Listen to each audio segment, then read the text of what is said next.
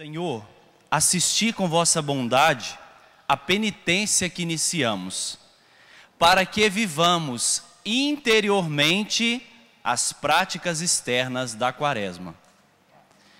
É com este espírito que nós precisamos viver este tempo propício para a conversão, para a mudança de vida, que a Igreja nos propõe até o momento alto, que é a Páscoa do Senhor.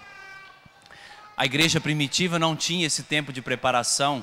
A igreja primitiva só tinha, por exemplo, um jejum que era feito por ocasião da Páscoa do Senhor. Mas ao longo dos anos, a igreja foi percebendo a necessidade dos seus fiéis se prepararem bem para a Páscoa do Senhor. E aí foi criado, ao longo da história da igreja, este tempo que hoje nós chamamos de tempo quaresmal. Mas o núcleo inicial que os cristãos tinham para celebrar era a Páscoa do Senhor, a sua paixão, morte e ressurreição. Então a Quaresma é este desdobramento do mistério pascal de Cristo que nos dá a oportunidade de viver interiormente as práticas externas. E por falar em interioridade, é justamente este objetivo que a prática de piedade chamada jejum, que é muito conhecida de todos nós, é que é apresentada na liturgia de hoje, tanto na primeira leitura do livro do profeta Isaías, como no pequeno trecho do Evangelho de Mateus, no capítulo 9, que nós ouvimos hoje, no versículo 14 e no versículo 15. Mas vamos entender qual é o contexto do Evangelho de hoje. Por que Jesus ele dá essa resposta para os discípulos de João Batista, mas também uma resposta para os fariseus? Porque você percebeu que quando na pergunta dos discípulos de João também está incluído a prática farisaica. Porque eles dizem, por que razão nós e os fariseus praticamos jejuns? O contexto do evangelho de hoje está num banquete. Jesus acabou de chamar Levi, que nós conhecemos por Mateus, daquela banca de arrecadação de impostos. Ele chama Mateus para o seu seguimento. Mateus é um pecador público, é um cobrador de impostos, um explorador do seu povo. E aí Mateus oferece um jantar na sua casa para Jesus e seus discípulos. E é neste contexto de um jantar, de uma comida, é que se situa o evangelho de hoje. A primeira pergunta que os fariseus fazem é, antes eles falaram de algo que eles não praticavam. Porque quando Jesus come com os pecadores, por exemplo, como Levi, eles vão dizer, por que o Senhor come com os pecadores?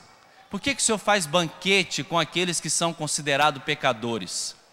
Eles falam de algo que eles não viviam. Porque para um judeu era inadmissível você dividir a mesa, você dividir a refeição com alguém que era considerado um pecador público. E Mateus era um pecador público. Então, eles falaram para Jesus de algo que eles não viviam. Mas, o evangelho de hoje, eles vão falar de algo que eles viviam, que eles praticavam, eles vão falar do jejum. Por que os seus discípulos não jejuam e nós jejuamos? Eles praticavam, mas eles faziam de uma maneira errada. Eles até praticavam o jejum, mas faziam com outro espírito.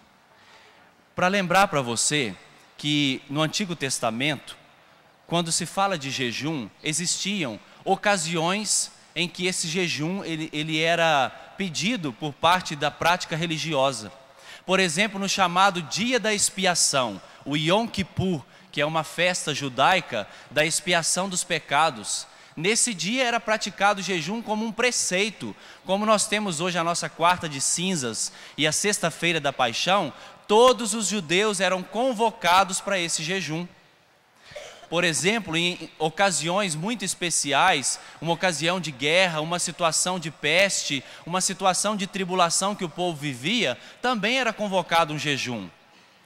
Também existia uma prática de jejum chamado jejum particular, ou o jejum pessoal. É aquele jejum que a pessoa se sentia impelida por Deus a fazer uma prática ascética, uma prática de crescimento espiritual, mas livremente, sem nenhuma imposição. Ela mesma se decidia praticar esse jejum. Então, no Antigo Testamento, eram essas práticas de jejum que eram presentes no contexto religioso. Eu pergunto para vocês, vocês acham que Jesus, como um bom judeu, ele não praticava o jejum? Vocês acham que, por exemplo, Jesus, como um bom judeu, no dia da expiação, ele não praticava o seu jejum? Claro que praticava. Pois se ele aprendeu com a sua mãe, com o seu pai, não é, a praticar as realidades religiosas de forma muito viva, de forma muito intensa, é claro que Jesus praticava o jejum. Só que o evangelho de hoje está nos chamando a atenção para qual espírito nos impele a praticar um jejum. E aí, a primeira leitura do livro do profeta Isaías nos chama a atenção para uma prática de jejum que era totalmente contrária à vontade de Deus. Veja, lá no versículo 3 da primeira leitura de hoje, do livro do profeta Isaías, você está com a Bíblia, no capítulo 58, versículo 3.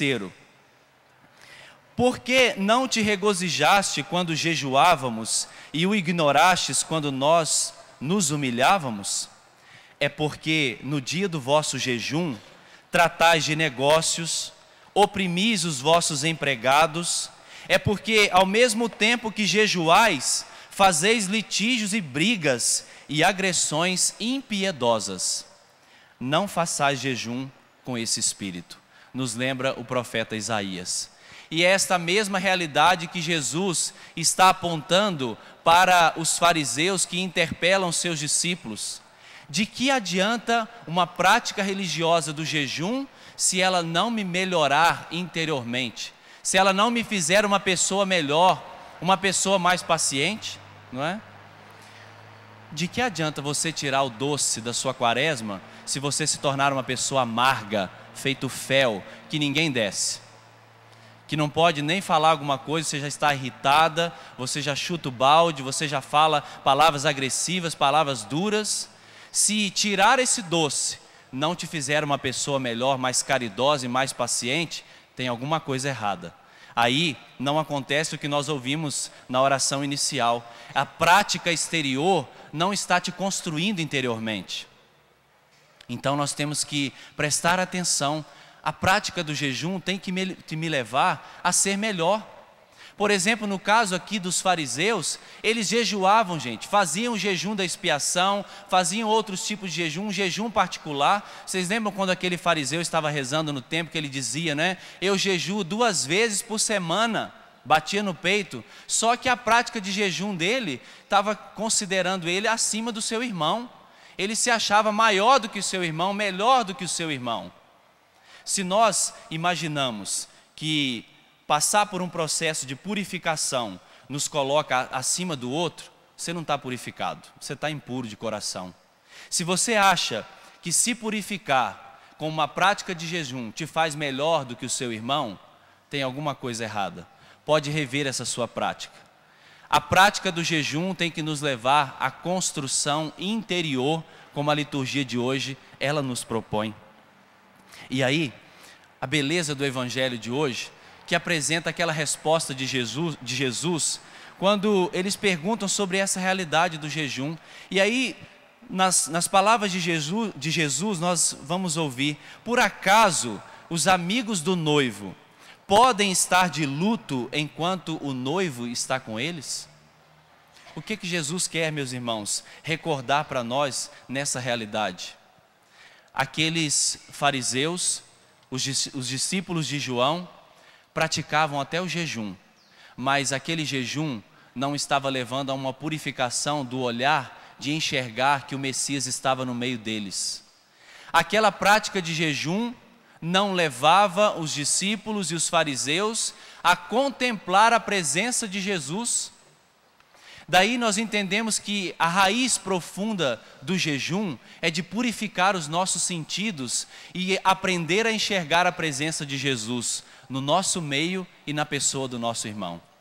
É isso que a beleza dessa prática espiritual tão presente na vida da nossa igreja. Em todos os tempos, a igreja sempre recorreu a essa prática do jejum. Sempre a igreja propôs para os seus fiéis a prática do jejum. Para nós aqui na Igreja do Brasil, nós vivemos todas as sextas-feiras, né, como uma proposta da igreja para o jejum. Nós vivemos uma proposta da quarta de cinzas, a sexta-feira da paixão, como uma convocação da igreja para o jejum. Por que a igreja propõe isso, meus irmãos? Para que o nosso espírito se eleve, para que nós nos desprendamos dessas coisas materiais e enxerguemos a presença de Jesus, que é o noivo presente no meio de nós, para que nós não estejamos cegos diante da presença de Jesus, para que nós não estejamos cegos com tantas coisas que o mundo nos propõe, que as coisas materiais nos propõem, para que enxerguemos a presença do noivo que está no meio de nós. Isso era o mais importante, e os discípulos não enxergavam isso. Eles estavam com aquela mentalidade anterior, mas Jesus quis dizer: eu estou no meio de vós, eu já estou no meio de vós. Um novo tempo começou, é um tempo de alegria, é um tempo de júbilo, porque o noivo, ele está no meio de nós.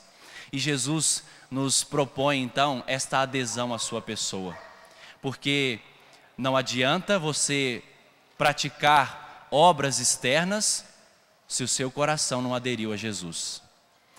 A adesão às práticas de piedade, a adesão à lei de Cristo, à lei moral, o Evangelho, vem como consequência da adesão a uma pessoa.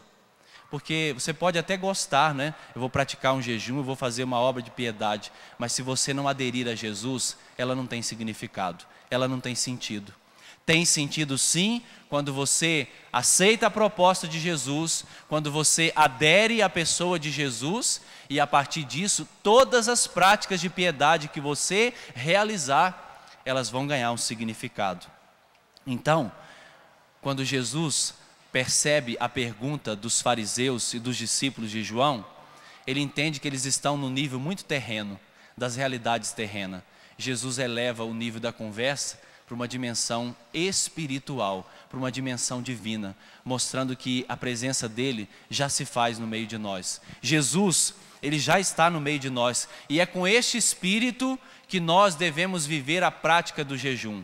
Todos os fiéis são chamados à prática do jejum. Até mesmo os enfermos, os doentes, podem jejuar. Você já deve ter lido ou ouviu falar de um livro do Monsenhor Jonas Abib, né? Práticas de Jejum. Já escutou falar sobre este livro? Se você não escutou ainda, tem aqui na nossa loja do Davi. Depois você pode levar para casa, para a sua caminhada quaresmal. Práticas de jejum.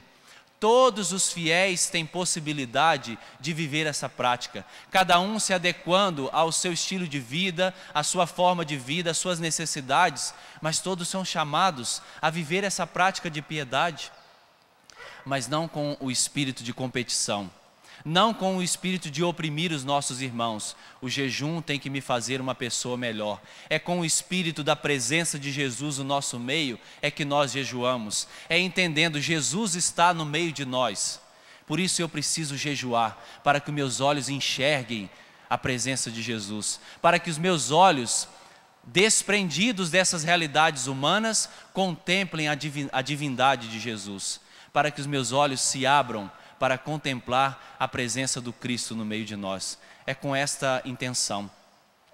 Quando, quarta-feira de cinzas, eu conversava com um padre da nossa diocese de Lorena, e nós refletimos sobre esta realidade do jejum, porque quando chega o tempo da quaresma, né, nós pensamos assim: o que eu vou tirar nessa quaresma? Né? Eu vou deixar de beber refrigerante, eu vou tirar o doce, né, eu vou tirar a televisão, eu vou tirar alguma coisa que eu gosto, uma carne vermelha. Nós sempre pensamos em tirar alguma coisa, né? Mas a gente nunca pensa em incluir alguma coisa. Eu vou visitar um doente, eu vou fazer uma visita para um vizinho meu que passou por uma situação difícil, que perdeu um parente, não é, próximo, e eu preciso agora ir consolar essa pessoa, né? Eu vou incluir a visita a um preso, eu vou incluir uma visita a um asilo, a um orfanato. A gente tem dificuldade de incluir, às vezes a gente quer tirar essas realidades. Está aí a proposta da campanha da fraternidade deste ano, a fraternidade e a saúde pública, não é? Como um bom caminho de prática de crescimento espiritual, você, por exemplo, fazer uma visita a um doente, alguém que está no hospital, internado, não é? Então, vamos viver, meus irmãos e irmãs, esta quaresma com esse espírito. Jesus está no meio de nós. O noivo está no meio de nós. Pratiquemos o jejum para que contemplemos a sua presença no nosso meio, mas também na pessoa do nosso irmão.